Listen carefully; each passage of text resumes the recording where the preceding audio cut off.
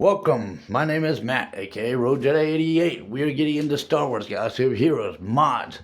Boba Fett. With Boba Fett, he is a clone of Jango Fett. He was not modified so that Jango Fett could raise him as if he was his son. But now that he's a grown man and in our game, we are going to modify him ourselves. As good as he is, he ain't good enough for us, so we want to modify him. He is an attacker character. He has leader abilities. He services with bounty hunters, hut cartels, scoundrels. In the books, this is where one fan war is at. One of the many fan wars. The show, The Book of Boba Fett, that takes place after, with showing Boba Fett getting out of the Starlight Pit after the sail barges, Jabba the Hutt sail barge exploding, and him crawling out of the Starlight Pit, is not the same as what's in these books right here. And these books were written back in probably like early 1990s. It's the Bounty Hunter Wars. The first book, The Mandalorian Armor, actually was the book that first told how Boba Fett got out of the bounty hunter. Now, yes, you can say, oh, that's legend. This is canon. My generation is going to tell the Disney fans, well, this is not Star Trek. This is Star Wars. Star Wars does not do that timeline jumping the way Star Trek does. And my generation just simply doesn't see it that way. It is what it is.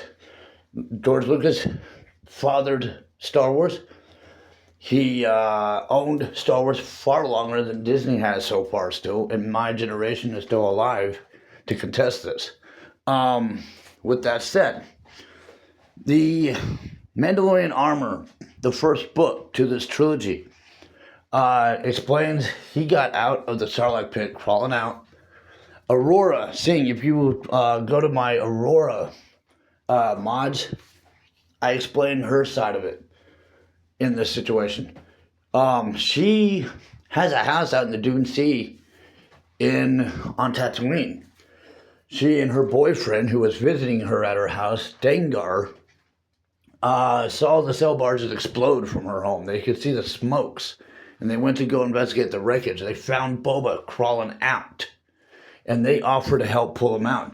Aurora was close friends to Boba Fett's donor, Jango Fett, his donor or father, clone donor / father. She was close friends with Jango Fett. She held a dear sentimentality for him in her heart for Jango, and so naturally she cares about Boba as well.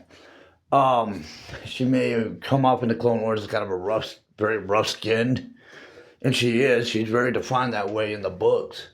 But yeah, as soon as she saw it was Boba coming out of the Starlight Pit, yeah, immediately she and Dengar helped pull him out. They were the ones who helped rescue Boba Fett out of the Starlight Pit. In my generation's understanding, because of these books, it explains how he got out and what he does afterwards. There was nothing about him dealing with syndicates on Tatooine. He goes to take down the bounty hunter guild immediately after getting out of the Starlight Pit. That was the first thing he does. He never really goes light side. He never really does. In that sense, he does go unaligned. He does go independent. But this is of my generation's understanding. And in the book collections, Star Wars Tales, etc., whatever, is Star Wars Tales of the Bounty Hunter. You get a little more background information on Boba Fett of what he is like during the original trilogy. Maybe a little bit slightly prior, but his interactions between the Bounty Hunter Wars book trilogy and Tales of the Bounty Hunter, you really get a good insight as to the kind of man Boba Fett is, as well as his position with the bounty hunting guilds, and just his thoughts of them. These are the books that Disney should have gone off of. And honestly, if you give them a fair chance, like you did the original trilogy that dates even before I was born, we all gave those a chance and we all enjoyed those. You never know. You might actually, if you were to give these books that same fair chance. In my opinion, I honestly actually favor these books far more than I did the Book of Boba Fett TV series. They were a lot more exciting, in my opinion. Not saying that the Book of Boba Fett wasn't, but it was a total derailment in terms of storyline from my generation to have had one story and then all of a sudden a whole new flip-flop story duct taped on top of the one we knew. That is what the George Lucas era generation of Star Wars fans, my generation, are having one of many fan wars against Disney producers. Not the fans, not the Disney fans. It is a little annoying that they accuse us of being haters. We're not haters. If anything, we're defending what we grew up loving. If anything. Check the book trilogy out. It really is a good book series to read. It was one of my favorites as a kid, personally. And honestly, Disney should have gone with that one, I think. They should have gone in that direction because it would have been a whole lot better than what they did do. But he's an attacker. SWGOH.GG recommends giving him critical chance and critical damage. So, as I pointed out in my video of mods definitively explaining what the mods are between the type of characters and the type of mods, we basically are turning Boba Fett into a tank. He already attacks, and we know his attacking skills. We know he can fight hard. We basically are boosting him up. We're making him stronger. We're making him more protective for our squad.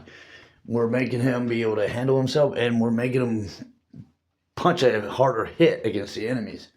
So we have him attacking like a tank. It is a recommendation from swgoh.gg, and honestly, I'm all on board with it. You could maybe replace the critical damage if you wanted to, or critical chance, with health mods if you wanted to. But it would bring him down to a level of support, possibly still keep him as an attacker. Really, honestly, I would stick with what swgoh.gg recommended because it really, you get the best out of Boba with this, in my opinion. With that said, that's Boba Fett. Subscribe to the channel, like the videos, comments, questions, suggestions down below. And I will see you later on. May the Force be with you.